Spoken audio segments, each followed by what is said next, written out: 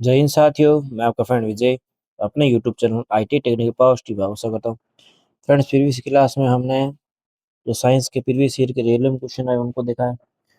आगे की क्लास में हम नेक्स्ट क्वेश्चन को देखेंगे। तो जो भी फ्रेंड्स हमारे चैनल से नए जुड़े हैं उनसे रिक्वेस्ट, हमारे चैनल को सब्सक्राइब जरूर कीजिएगा और वीडियो को अधिक से अधिक शेयर भी जरूर कीजिएगा। नेक्स्ट क्वेश्चन है हमारे पास में, देखिए NH4NO3 में नाइट्रोजन का परसेंटेज कितना है। देखिए यहाँ पर आपसे क्या पूछा गया, NH4NO3। तो NH4NO3 का मतलब ये आपको एक यौगिक दे रखा है, इसमें नाइट्रोजन का परसेंटेज दे रखा है, निकालना है। तो जब भी आपको किसी का परसेंटेज निकालना हो, चाहे ये यौगिक है चाहे कोई अन्य यौगिक है, तो यहाँ पर आपको NH4NO3 का निकालना है, इसमें नाइट्रोजन का परसेंटेज। इसमें प्रॉपर नाइट्रोजन का अगर निकालना है तो यहाँ पर आप ऊपर क्या रखोगे, नाइट्रोजन का द्रव्यमान जितना भी अणु भार आता है इसका, अपॉन में कुल इस जो आपको पदार्थ दे रखा है या यौगिक दे, इसका पूरा निकालना है परसेंटेज। तो नाइट्रोजन का द्रव्यमान अपॉन में यौगिक का द्रव्यमान, यौगिक का द्रव्यमान इनटू में 100। तो ये जब आप करेंगे तो आपके पास में आपका आंसर आ जाएगा। देखिए अब इसमें वैसे फॉर्मूला की जरूरत नहीं है, तो देखिए अब इसमें क्या करेंगे। यहाँ पर नाइट्रोजन के कितने परमाणु पहले तो ये बताइए। एक ये नाइट्रोजन का परमाणु, एक ये नाइट्रोजन, दो परमाणु नाइट्रोजन के हैं। तो नाइट्रोजन 7 नंबर पर आता है परमाणु क्रमांक, और इसका परमाणु क्रमांक की बात करें तो वो होती है 14। तो नाइट्रोजन के दो है, 14 14 28, यानी कि आपके 28 हो गया नाइट्रोजन का परमाणु। जो नाइट्रोजन का परसेंटेज बोल रहा है तो दोनों का मिला के कितना हो गया, 28। क्योंकि एक नाइट्रोजन को 14, दो नाइट्रोजन परमाणु, तो टोटल मिला के 28 अपॉन में। अब आपको पूरा जो यौगिक दे रखा है NH4NO3 में नाइट्रोजन का पूरा परसेंटेज बताना है। तो टोटल इसमें जो आपका मटेरियल है उसमें इसका आप नाइट्रोजन का परसेंटेज बताना है। तो यहाँ पर देखिए नाइट्रोजन की मात्रा कितनी है तो वो लिख लीजिए। एक परमाणु तो यहाँ पर कितना, 14, प्लस में हाइड्रोजन का परमाणु बार एक, एक इंटू चार, चार, 14 प्लस चार, प्लस में यहाँ पर नाइट्रोजन 14, प्लस में ऑक्सीजन कितने हो गए, 16, 16 इंटू तीन, 48। तो यहाँ पर 28 अपोन में, अब इसको जोड़ेंगे कितना होगा, 14 14 28, 28 4 32, 32 में 48 का योग जब आप करेंगे कितना का पास में, 8 2 10, 5 6 7 80, लगभग आपका 28/80 इंटू में 100। जब आप इसको सोल्व करेंगे कितना आएगा पास में, इसको चाहे तो काटना आप काट सकते हैं। 4 दूनी 8, 4 से काटा 7 बार, और 2 से काटा 5 बार, तो 7 इंटू 5, ये हो गया आपका 35%। कितना हो गया, 35%। तो इस तरीके से आपको किसी भी यौगिक का आप परसेंटेज निकाल सकते हैं। ये क्वेश्चन ग्रुप डी में पूछा गया 2018 में, हो सकता है कोई अन्य एग्जाम में पूछ ले, क्योंकि क्वेश्चन रिपीटेड होता है, ये मैंने पहले बता दिया था।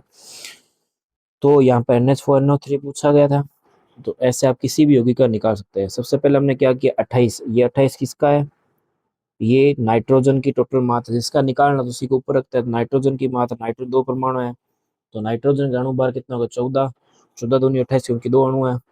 उसके बाद में टोटल मिला के NH4NO3 का हमने निकाल लिया, 14 नाइट्रोजन के, प्लस में 4 आपके हाइड्रोजन के, प्लस में 14 नाइट्रोजन, प्लस में ऑक्सीजन के 16 परमाणु भार, 16 इंटू तीन, तीन अणु है यानी कि 48। हमने इसका योग किया 28/80, काटा, इसको कितना है हमारे पास 35%। उम्मीद है सबको समझ में होगा।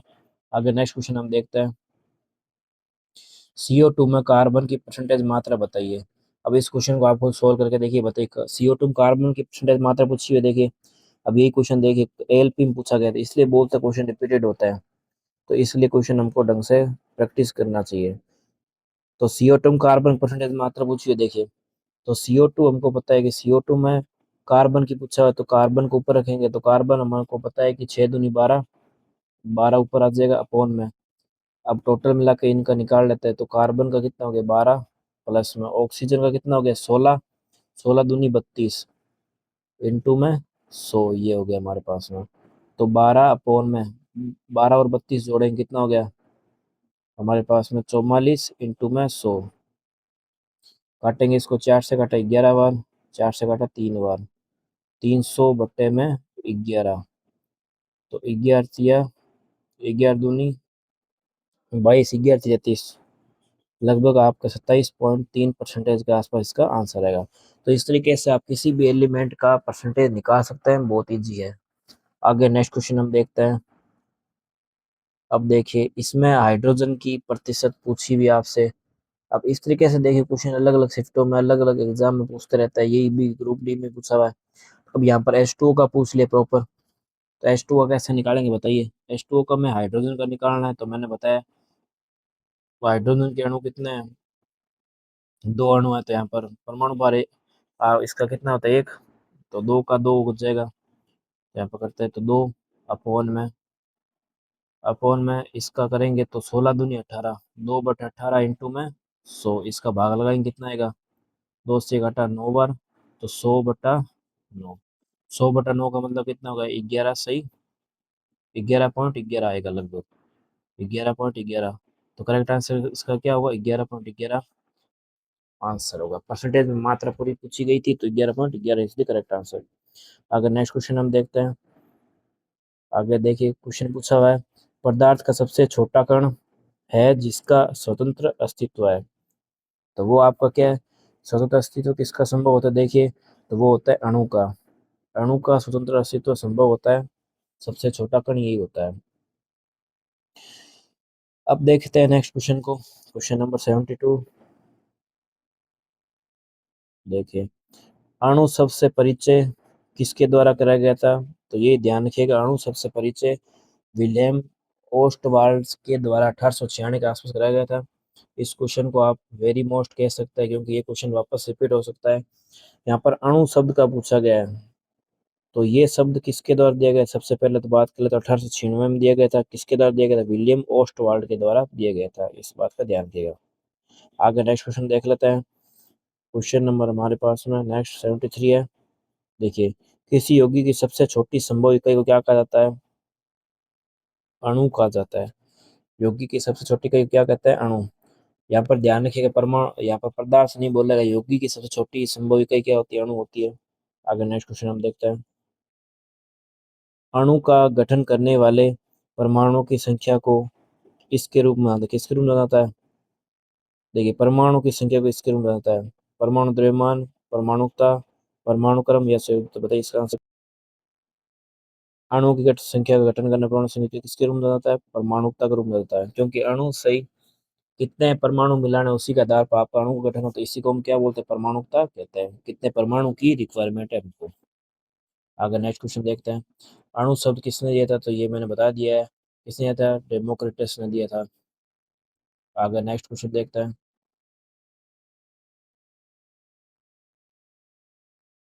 क्वेश्चन नंबर दिए, एक को किसी के हिस्से या एक योगी के उस अंश के रूप में परिभाषित किया जो स्वतंत्र अस्तित्व में सक्षम है और उस तत्व के सभी गुणों को दिखाता है। कौन दिखाता है, अणु तत्व सबसे छोटा, अणु तत्व सबसे बड़ा, अणु द्रव्यमान सबसे छोटा है, सबसे छोटा इलेक्ट्रॉन तत्व सबसे छोटे है। बताइए क्या होता है इसका आंसर। अब देखिए ऑप्शन के अनुसार अगर हम करें तो एक अणु को किसी तत्व के हिस्से या यौगिक के उस सबसे छोटे अंश में परिभाषित किया जो स्वतंत्र अस्तित्व विद्यमान है, उससे तो सभी गुणों को दिखाता है। तो ये सभी बातें किसके लिए लागू होती है, अणु के लिए होती है। अब अगर ऑप्शन बी के अनुसार चले तो ये देखिए, अगर आपका दिमाग चलता है तो इसमें क्वेश्चन आपको देखना है कि ज्यादा कंफ्यूज होने की जरूरत नहीं होती।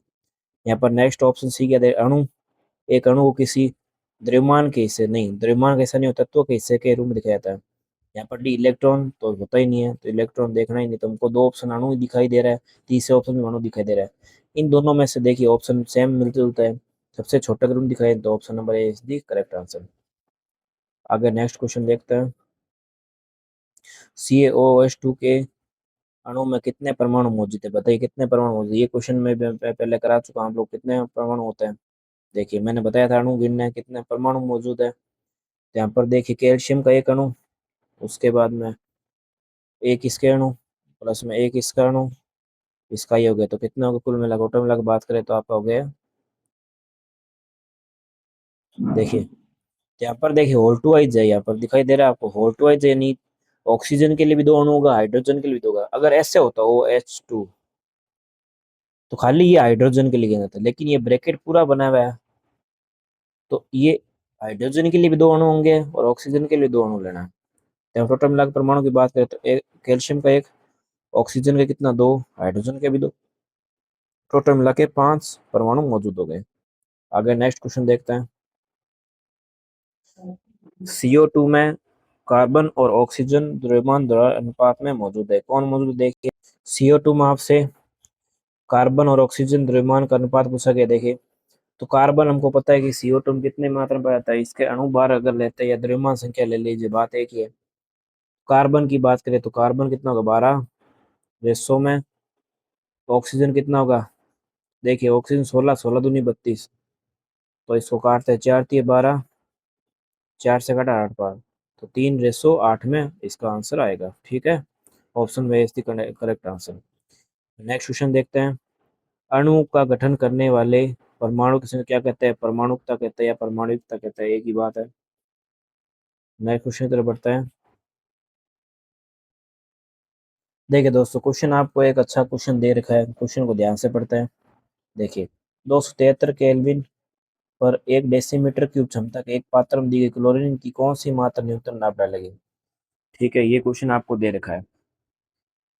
पहले तो इस क्वेश्चन की मैं आपको एक्सप्लेनेशन दिखाता हूँ, उसके बाद मैं अपना सॉल्यूशन बता रहा हूँ। ठीक है, इसका वैसे तो आंसर इन्होंने देखिए क्या बता रखा है, देखिएगा इन्होंने 0.035 ग्राम बताया। अब इसकी एक्सप्लेनेशन देखते हैं, उसके बाद मैं अपने बता रहा हूँ। ठीक है, तो 273 केल्विन पर 1 डेसीमीटर की क्षमता के एक पात्र में दी क्लोरीन की मात्रा 0.0355 या 0.0 मोल पर न्यूनतम दाब डाले, क्योंकि 0.035 ग्राम अणुओं की न्यूनतम संख्या 6.023 × 10⁻20 या 0.0006 023 × 10⁻23 होता है। अब क्वेश्चन आपको देखने से समझ में नहीं आएगा, देखो मैं आपको इसका तरीका बताता हूँ। क्वेश्चन पे हमको क्या दिया गया, 273 केल्विन की मात्रा है। ठीक है, ये टेम्परेचर दे रखा है आपको, और क्षमता कितनी दी है, 1 डेसीमीटर। क्लोरीन की कौन सी मात्रा न्यूनतम दाब डालेगी, ये आपसे पूछा गया है। देखिए मैं आपको इसका एक तरीका बताता हूँ करने, क्वेश्चन एकदम इजी तरीका, सुनिएगा। आपने मोल के बारे में सुना होगा, सभी ने याद होगा मोल क्या होता है। भाई किसी भी पदार्थ की मात्रा को निकालने के लिए मोल होता है, मोल से हम गणना करते हैं। आप पता होगा कि क्लोरीन आपने सुना होगा नाम, Cl2, क्लोरीन का एक परमाणु की बात करते हैं, क्लोरीन के एक परमाणु की बात करते हैं Cl की। तो क्लोरीन का द्रव्यमान आप बताइए मुझे कितना होता है, क्लोरीन के एक परमाणु कितना होता है, 17 दूनी 34, यानी कि इसका परमाणु द्रव्यमान अगर अप्रोक्सीमेटली मान ले तो 35.5 होता है, लगभग कितना होता है, 35.5। ये आपके एक अणु का ध्यान रखिए, कितने का, एक का है।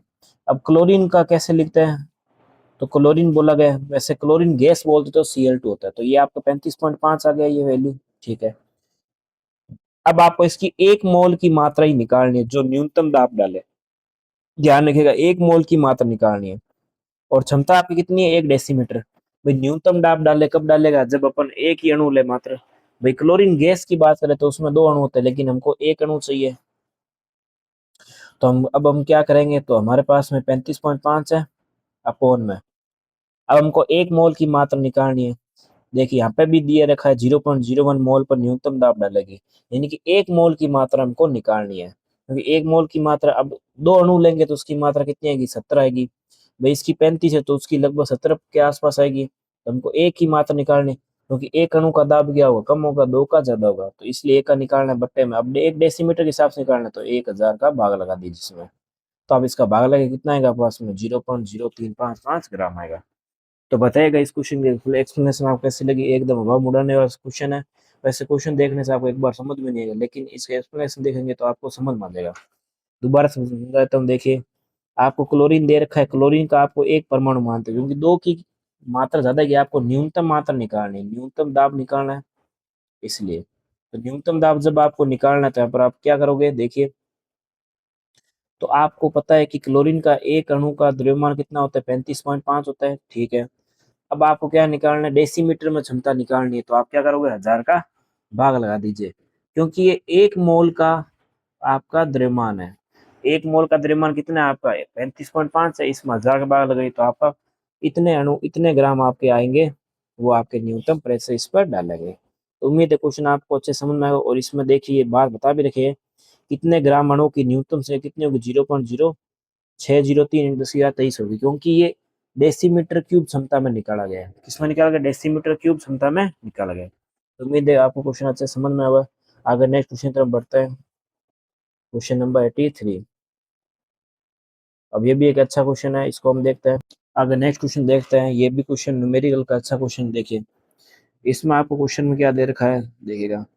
ऑक्सीजन का ग्राम आणविक द्रव्यमान 32 ग्राम है। ऑक्सीजन का घनत्व कितना दे रखा है आपको, 1.429 ग्राम प्रति सीसी। ऑक्सीजन का आपको आणविक द्रव्यमान आयतन निकालना, सॉरी माफ कीजिएगा। तो आपको पता है कि आयतन जैसे घनत्व जो होता है, घनत्व क्या होता है, डी बराबर मास अपॉन वॉल्यूम, यानी कि द्रव्यमान बटा आयतन। तो वॉल्यूम अगर आपको निकालना है तो आप क्या करोगे, मास बटा डेंसिटी, यानी अगर बात करें आयतन की तो द्रव्यमान बटा घनत्व आपका क्या होता है, वॉल्यूम, यानी कि आयतन होता है द्रव्यमान बटा घनत्व। तो ये वैल्यू आपको दे रखी है। अब इस फॉर्मूले की वैल्यू आप इसमें इनपुट कर दीजिए, इस वैल्यू को। आपको मास कितना दे रखा है, 32 ग्राम, ठीक है। उसके बाद में अगर बात करें, देखिए इसको रेड में लिख देते हैं थोड़ा, ताकि अच्छे से क्लियर हो जाए। देखिए देखिएगा, तो ये कितना है, 32 ग्राम, ठीक है। अब आपको क्या दिया है यहाँ पर, घनत्व दे रखा है, देखिए 1.4 दोनों दे रखा है, ठीक है, ओके। 1.4 दोनों आपको इसका दे रखा है। अब आप इसका निकाल सकते हैं, इसमें क्या दिक्कत है। अब इसमें क्या लगा देंगे, भाग लगा देंगे इसका, क्योंकि ऊपर आपको क्या दे रखी है, नीचे 3 संख्या, तो ऊपर कितना 1000। इसका भाग देंगे तो आपके पास में कितना आएगा, देखिए लगभग आप अगर इसका आंसर निकालेंगे तो लगभग आपके पास में कितना आएगा, देखिए तो लगभग आपके पास में 22,393 आएगा, लगभग 22,393 आएगा। अब इसमें अगर आप लीटर का भाग लगाएंगे तो लीटर का भाग लगाएंगे, तो 1000 का भाग लगाएंगे, 1000 का लगाएंगे तो लगभग कितना आएगा हमारे पास में, इसमें 22.4 देगा तो लगभग 22,393, लगभग ये 4 के आसपास हो जाएगा। तो इसको हम लगभग 22,400 का आसपास मान लेते हैं। तो इसमें अगर आप पॉइंट लगाएं तो कितना बचेगा हमारे पास में, एक तो 3, यानी कि 22.4, इसलिए करेक्ट आंसर। तो उम्मीद है सबको समझ में आएगा अच्छे से। आप इसकी वैल्यू निकालेंगे प्रॉपर, तो इसकी लगभग 22,393, इसमें आप 1000 का भाग लगा दीजिए तो लगभग आपको इतना आ जाएगा, 22.4 लीटर के आसपास आंसर आ जाएगा। तो उम्मीद है सबको समझ में आएगा। आपको क्या दे रखा है, घनत्व, घनत्व से आप क्या निकाल सकते हैं, वॉल्यूम। वॉल्यूम का वैसे डायरेक्ट सूत्र भी हो सकता है। तो वॉल्यूम बराबर क्या होता है भाई, आयतन बराबर द्रव्यमान बटा घनत्व, या वॉल्यूम बराबर volume is equal to mass upon में डेंसिटी, द्रव्यमान बटे में घनत्व। जैसे हमने इससे आयतन निकाल लिया है, ये आपसे पूछा गया। तो उम्मीद है क्वेश्चन समझ में आएगा। आगे नेक्स्ट क्वेश्चन देखते हैं। अब देखते हैं आगे नेक्स्ट क्वेश्चन को। निम्न में से किसका द्रव्यमान सबसे अधिक होगा, देखिए कार्बन के 1022 परमाणु, CO2 के 1022 अणु, 1 ग्राम लोहा, NH3 का 0.1 मोल। देखिए इस क्वेश्चन को करने का मैं डायरेक्ट तरीका बताता हूँ। देखिएगा, आपको ना तो कार्बन कार्बन का कुछ नहीं देगा। जब भी आपको मोल दे दे, जब भी आपको मोल दे दे, ध्यान रखिएगा, तो एक मोल में अणुओं की संख्या अगर आपको पूछ ले कितनी होती है, 6.023 इंटू में 10 की घात 23 होता है, ठीक है ना। 6.023 इंटू में 10 की घात 23 होता है। तो मोल जब भी आपको लास्ट में दे दे, परमाणु और अणुओं के स्थान पर, परमाणु अणुओं से बड़ा कौन सा होता है, मोल होता है। तो इसकी वैल्यू हमेशा ज्यादा आएगी, क्योंकि 10 की घात 23 सीधा ही इसमें अणु या आपके परमाणु हो गए। यहाँ पर 1022, यहाँ पर 1022, नीचे भी, नीचे लोहा है। तो आप कुछ नहीं देख रहा, सीधा आप मोल वाला जब भी आपको दिखता है तो आपको सबसे अधिक द्रव्यमान मोल वाले में होगा। इसका आपको विशेष ध्यान रखना, ठीक है ना। छोटा नहीं पूछा गया, सबसे अधिक पूछा गया है। तो इसका ध्यान है कि इसका आंसर क्या होगा, 0.1 मोल, क्योंकि एक मोल में आपके अणुओं की संख्या कितनी, 6.023 × 10 की घात 23 होती है। या आप परमाणु की संख्या आप मान सकते हैं। तो इस बात का विशेष ध्यान रखना। तो उम्मीद सबको समझ में आएगा। मोल जब भी दे तो ऑप्शन आपको ये आंसर सही मानना है, बाकी आपको देखने की जरूरत नहीं है। आगे नेक्स्ट क्वेश्चन देखते हैं। देखिए कार्बन का परमाणु द्रव्यमान 12 है। कार्बन के 24 ग्राम में अणुओं की संख्या आपसे पूछी गई। देखिए कैसे निकालता है। देखिए बहुत इजी क्वेश्चन। देखिए आप अणुओं की संख्या पूछी गई, तो अणुओं की संख्या जब भी निकालनी है, अगर मोल में दिए तो वो एक अलग बात, लेकिन यहाँ पर मोल में कुछ नहीं दिया, आपको सीधा द्रव्यमान दे दिया और ये मात्रा पूछी गई। अणुओं की संख्या आपको निकालनी है। अब आपको देखिए क्या दे रखा है, कार्बन का 24 ग्राम अणुओं की संख्या दे रखी है, ठीक है। संख्या कार्बन का 24 ग्राम पूछी है, कार्बन परमाणु द्रव्यमान 24 है। जो निकालना होता है हम उसको ऊपर रखते हैं। तो कार्बन के 24 ग्राम अणुओं की संख्या पूछी गई, तो उसको ऊपर रखेंगे 24 ग्राम को, बट्टे में आपका द्रव्यमान कितना है, 12। तो 12 × 24 आपके 2 अणु हो गए। समझ गए ना, इसमें कोई दिक्कत नहीं है भाई। हमको पता है कि कार्बन का परमाणु द्रव्यमान 12 है, अब 24 ग्राम अणु की संख्या 2 होगी। भाई आपको पता है कि द्रव्यमान बार 1 है, तो एक अणु में द्रव्यमान कितना हो गया 12, 2 में कितना हो गया 24, 3 में कितना हो गया 36, 4 में कितना हो गया। तो इस तरीके से हम निकालते हैं, ठीक है ना। 4 में हमारा कितना हो गया 48, 5 में कितना हो गया बताइए 60। तो इस तरीके से हम निकालते हैं। तो बहुत ईजी, आप चाहे तो फॉर्मूले से निकाल सकते हैं या चाहे तो वैसे निकाल सकते हैं। अणु की संख्या आपसे पूछी गई तो जो पूछा गया उसको ऊपर रख देंगे, बटे में नीचे द्रव्यमान निकालना है तो वो उसको नीचे रख देंगे। द्रव्यमान संख्या कितनी दे रखी है, परमाणु द्रव्यमान आपको 12 दे रखा है। किसी भी अणु का पूछ ले तो आप ऐसे ही निकाल सकते हैं। बहुत ईजी अणु की संख्या निकालना, तुम्हें समझ में आ गया। एक अणु का कितना होता है 12, 2 का कितना 24, 3 का कितना 36, 4 का कितना 48। तो इस तरीके से आप निकाल सकते हैं। आगे नेक्स्ट क्वेश्चन देखते हैं। SO2 के 0.6 अणु में सल्फर के कितने परमाणु मौजूद, देखिए आपको प्रॉपर सल्फर के कितने परमाणु पूछ रखे हैं। देखिए 0.6 अणु में, तो आप डायरेक्ट 0.6 को 6.023 से गुणा कर लीजिए, कितना आता है आपके पास में।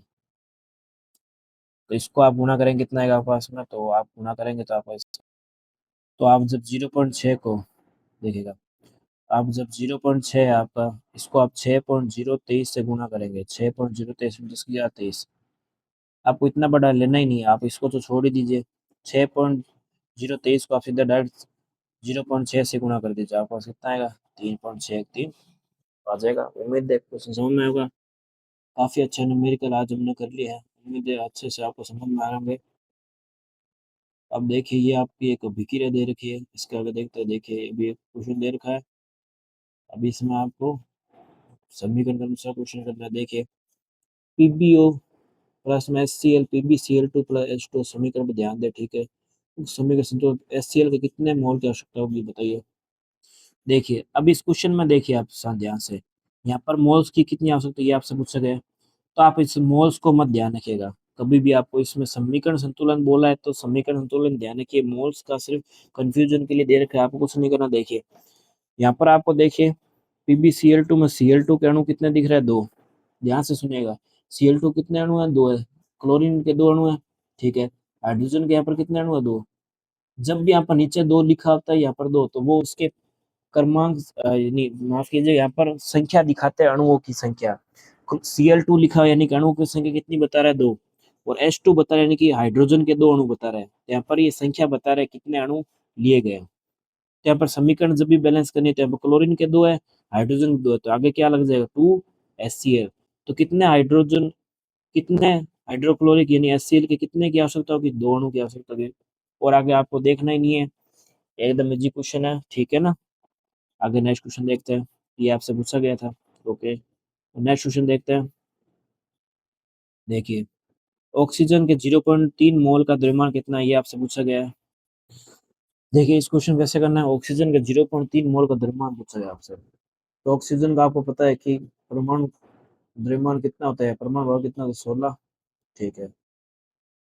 अब क्या पूछा गया आपसे, ऑक्सीजन के 2 अणु है, एक का कितना 16, 2 का कितना 32, 16 दूनी 32, 16 2 प्लस में इंटू करेंगे, यहाँ पर माफ कीजिएगा क्योंकि 0.3 मोल का पूछा गया है, तो इंटू 0.3 मोल निकाल लीजिए। तो 32 गुणा में 0.3 जब आप करें कितना आएगा पास में 9.6 gram is the correct answer. उम्मीद है सब लोग को समझ में आएगा, 9.6 gram is the correct answer. अब सेम इसमें जल से पूछा गया, पहले ऑक्सीजन से, अभी इसमें जल से पूछा गया। देखिए इससे कैसे, अब देखिए नेक्स्ट क्वेश्चन देखिए। तो 90 ग्राम पानी में मोल की संख्या आपसे पूछी गई है। देखिए जब भी आपको मोल की संख्या पूछे, जब भी मोल निकालना पूछे तो मोल क्या होता है मेरे ध्यान रखिएगा, भार बटा अणुभार। इस फॉर्मूले को आप रट लीजिएगा, इससे भी क्वेश्चन आते रहते हैं, कई बार कई शिफ्टों में रिपीट होते रहते हैं। तो मोल कैसे निकालते हैं, तो भार बटे में अणुभार। तो भार आपको पता है कि कितना दे रखा है 90 ग्राम, ठीक है।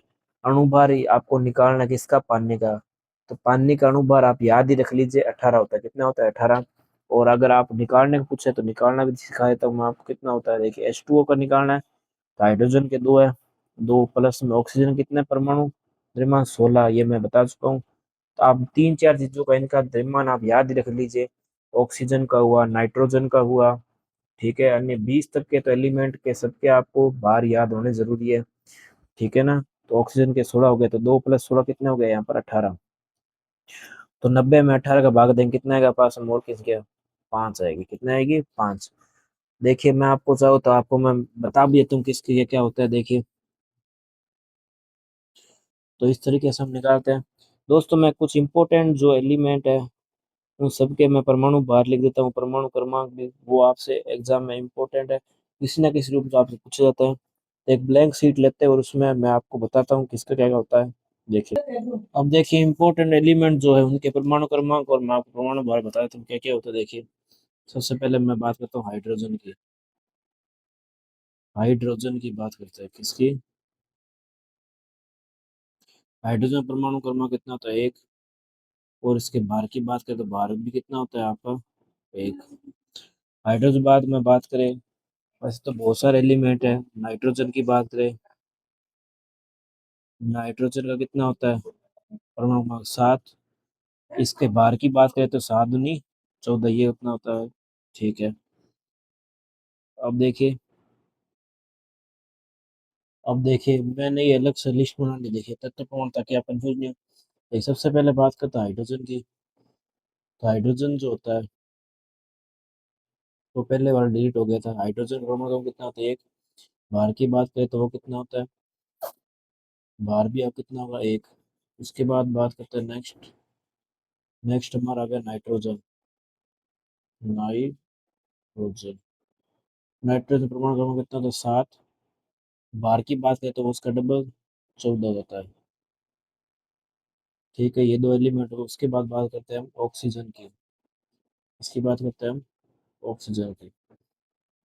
तो ऑक्सीजन में आगे हम देखते हैं, आगे हमारा ऑक्सीजन। ऑक्सीजन की अगर हम बात करें, ऑक्सीजन परमाणु का कितना होता है 8। इसके बार की बात करें तो वो होता है 16, ठीक है। उसके बाद अन्य जो एलिमेंट जो बेसिक बेसिक है वो सारे मैं आपको बता रहा हूँ, जो सबसे ज्यादा आपके एग्जाम पूछा जाता है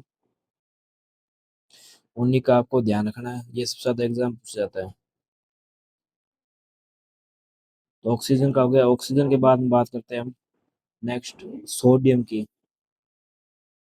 नेक्स्ट हमारा सोडियम। सोडियम का बताइए कितना होता है, सोडियम परमाणु क्रमांक कितना होता है 11। और अगर इसके मैं बात करूं परमाणु भार की तो लगभग 23 के आसपास होता है, ठीक है। उसके अलावा बात करते हैं हम सोडियम के बाद हमारा होगा कैल्शियम। क्या हो गया, कैल्शियम। कैल्शियम का परमाणु कितना होता है 20। कितना होता है कैल्शियम का 20।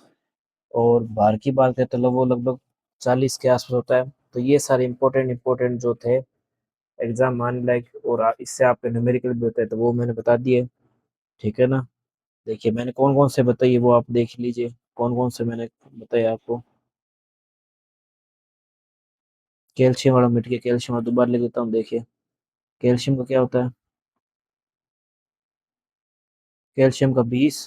परमाणु क्रमांक को बाहर कितना होता है 40। तो ये जो इंपॉर्टेंट थे वो मैंने आपको सभी बता दिए, देखिए। सबसे पहले हाइड्रोजन सबसे ज्यादा पूछा था, हाइड्रोजन परमाणु क्रमांक 1 भार 1। नाइट्रोजन का 7। नाइट्रोजन का कितना है, ये 7 है। अगर ढंग से दिखाई नहीं दे इसका मिटाया तो देखिए, इसका नाइट्रोजन कितना होता है 7, ठीक है। उसके बाद में ऑक्सीजन कितने 8। परमाणु क्रमांक बार कितने 16। सोडियम के कितने 11। परमाणु क्रमांक बार कितने 16। उसी प्रकार सोडियम के 11, बार कितने 23, कैल्शियम के 20, क्रमांक और 40। तो ये सबसे ज्यादा न्यूमेरिकल जो अभी तक मैंने देखे हैं उसमें से पूछे गए, तो ये सभी आप याद जरूर कीजिएगा। दोस्तों वीडियो को यहीं समाप्त करते हैं, उम्मीद है क्वेश्चन की सीरीज आपको पसंद है। आज की क्लास में हमने अलग अलग तरह के न्यूमेरिकल भी देखे। तो दोस्तों आज की वीडियो को यहीं समाप्त करते हैं, मिलते हैं नेक्स्ट वीडियो में, तब तक के लिए जय हिंद जय भारत।